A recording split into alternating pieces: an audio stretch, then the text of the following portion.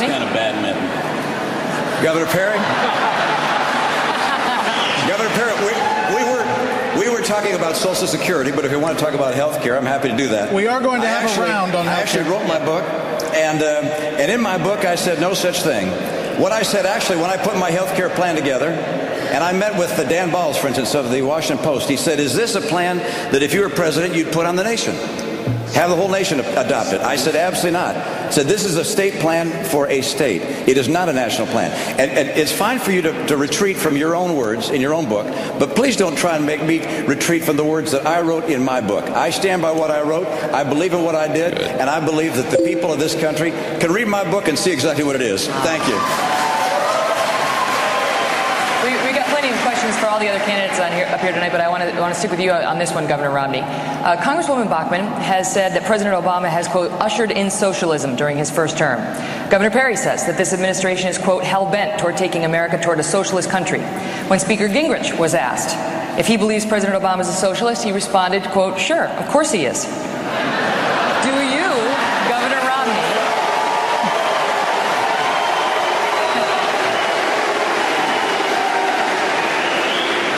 Governor Romney, believe that President Obama is a socialist? Let me tell you the title that I want to hear said about President Obama, and that is former President Barack Obama. That's the title I want to hear. And let me tell you this, what President Obama is a big spending liberal. And he takes his political inspiration from Europe and from the socialist Democrats in Europe. Guess what? Europe isn't working in Europe. It's not going to work here. I believe in America. I believe in the opportunity and in the freedom that is American opportunity and freedom. I believe in free enterprise and capitalism. I believe government is too big. It's gone from 27% of our economy in the years of JFK to 37% of our economy. We have to rein in the scale of government, or we're not going to continue to be a free economy. I love this country. I spent my life in the private sector, not in government. I only spent 4 years as a governor. I didn't inhale. I'm a business guy. I'm going to get America working again because I believe in the principles that make America the hope of the earth. Thank you.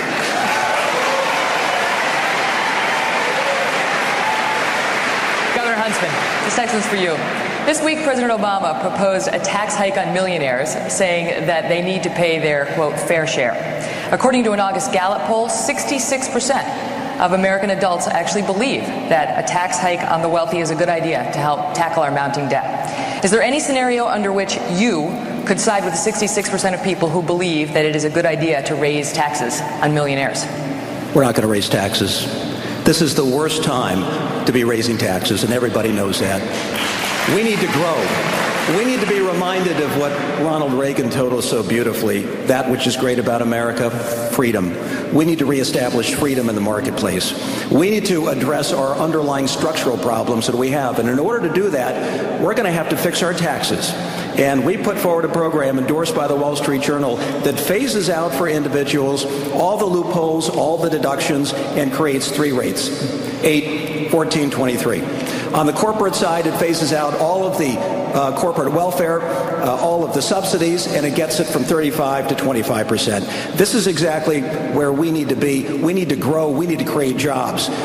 This is not a point in time where we should be raising taxes. We need to fix the underlying structural problems in this economy. And until such time as we do, we're not going to provide the confidence to businesses who are looking to deploy capital in the marketplace and hire people. And that would be serious tax reform like I proposed and like I did in the state of Utah.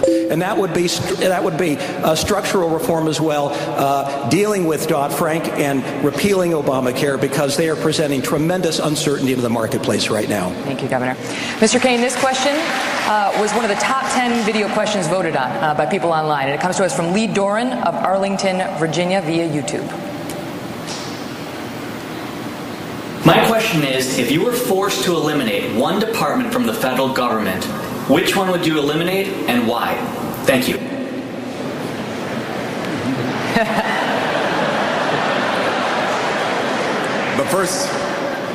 The first department, if I were forced to eliminate a department, I would start with the EPA and start all over. It's out of control. Now I know that makes some people nervous, but the EPA has gone wild. The fact that they have a regulation that goes into effect January 1st, 2012 to regulate dust says that they've gone too far. So rather than try to fix it, eliminate all of the things that they have right now and then start rebuilding a responsible EPA. Now, with the rest of my time, may I offer a solution for Social Security rather than continuing to talk about what you call it? I have proposed the Chilean model. It's been around 30 years and it works. It's a personal retirement account. And in the last 30 years, not only has Chile succeeded with that model, but 30 other countries have done so. I don't think we're doing a service to the American people to keep bantering about what you call it and what you don't call it. The solution is fix it. Speaker Gingrich, every day the federal government takes in about $6 billion, but spends about 10. Right? So we borrow 40 cents of every dollar we spend. Now, I understand that you believe that if we modernize the federal government, then it'll help a lot. It'll save billions. But given the resistance that we've seen in Washington, the seeming intractable resistance we've seen in Washington to spending cuts, how can you possibly slash spending by 40%? How can you do it? Well, the way you described the question, you can't. Well, that's it. I mean, stick a fork in us. If you assume Washington remains the way Washington is right now, it's all hopeless. We might as well buy Greek bonds and go down together. How do you get us past that?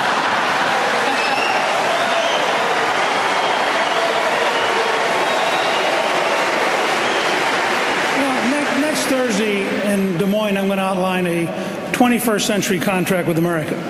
It's going to be far bolder, far deeper, far more profound than what we did in 1994 or what I helped Jack Kemp and Ronald Reagan do in 1980. It's important to remember, this month in the Reagan administration, September 1983, we created 1,100,000 new jobs. Obama's socialist policies, class warfare and bureaucratic socialism, we created 0 in August.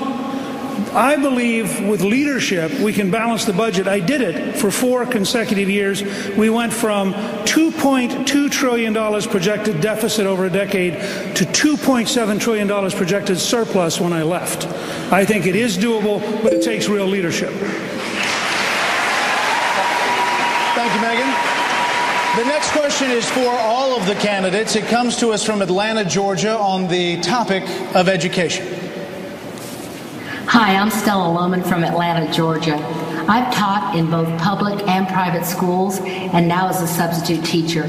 I see administrators more focused on satisfying federal mandates, retaining funding, and trying not to get sued, while the teachers are jumping through hoops trying to serve up a one-size-fits-all education for their students.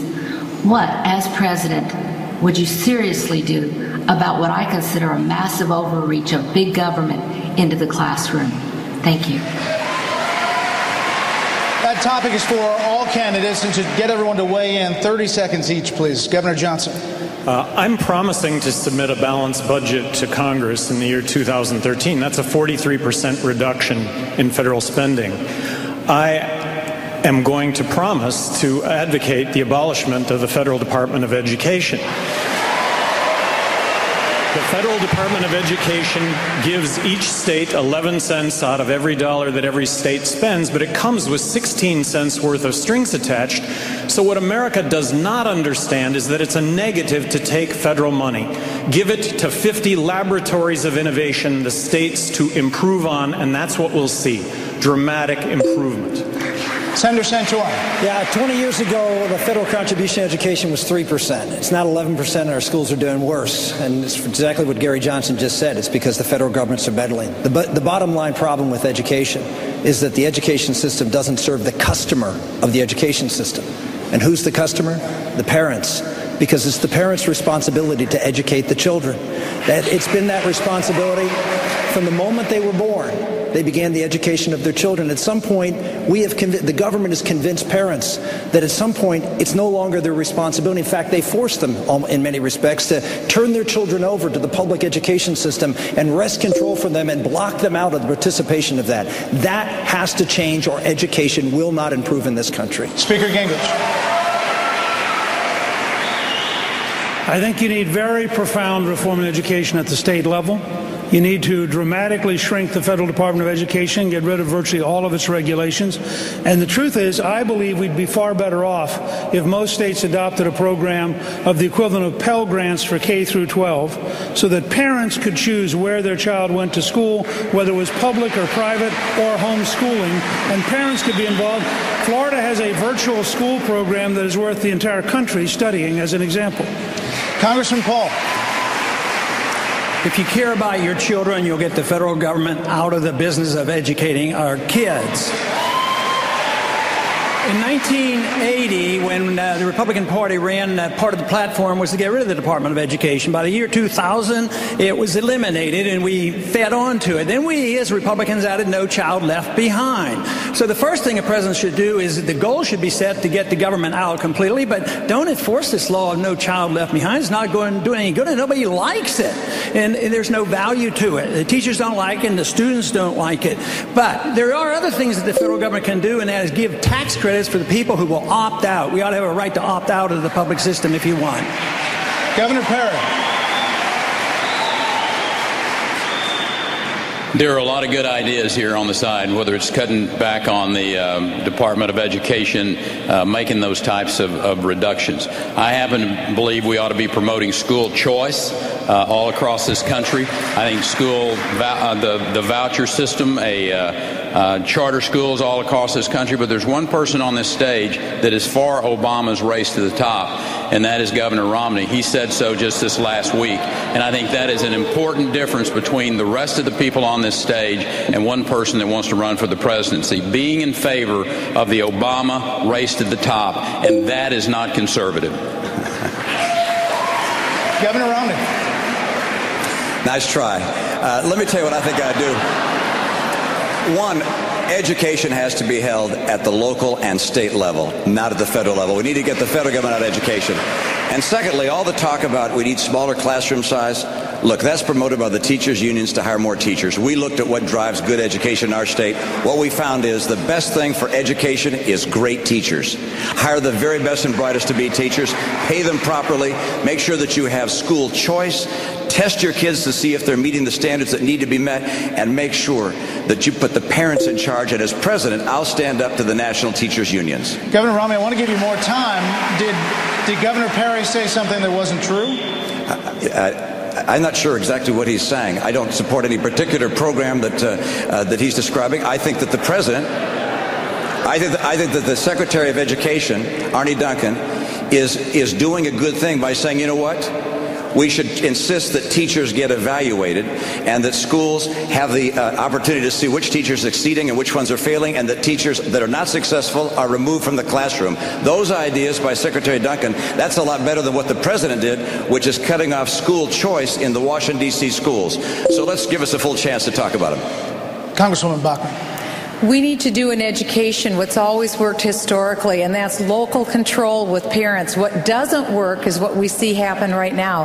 I'm a mom of 5 biological kids. We've raised 23 foster children in our home. The reason why I got involved in politics was because of the concern I had about our foster children, the education they were getting. What I would do as President of the United States is pass a mother of all repeal bills on education. I would take the entire federal education law, repeal it, then I would go over to the Department of Education, I'd turn out the lights, I'd lock the door, and I'd send all the money back to the state and localities. Mr. King. A lot of good ideas. I won't repeat them.